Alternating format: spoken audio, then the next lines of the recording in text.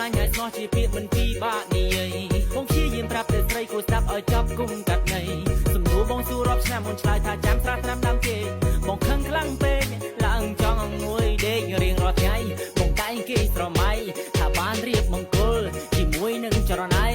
ពេលវេលាដើរលឿនបងគ្រាន់តែចង់ដាស់តឿន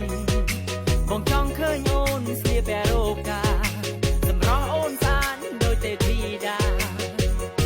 រៀបការនឹងបងបានទេរៀបការនឹងបងបានទេ baby